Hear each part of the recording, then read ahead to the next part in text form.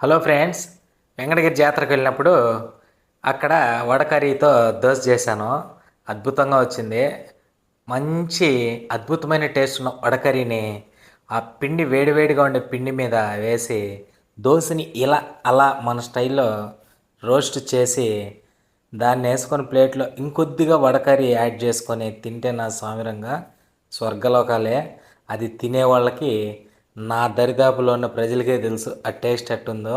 ఇంకా మా పిల్లలైతే అద్భుతంగా తిన్నారు.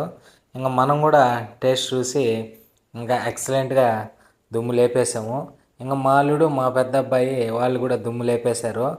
టేస్ట్ అయితే అద్భుతంగా వచ్చిందని హ్యాపీగా తిన్నారు. పిల్లలు సంతోషంగా తిన్నప్పుడే మనం వంట చేసిన దానికి చాలా సంతోషం అనిపిస్తుంది. చూడండి ఎంత బాగుందో దోశ, ఆ రోస్ట్ అవుతూ ఉంటే ఆ వడ కర్రీ స్పెషల్గా అద్భుతంగా. ఓకే ఫ్రెండ్స్, వీడియో నచ్చితే ఒక లైక్ చేయండి.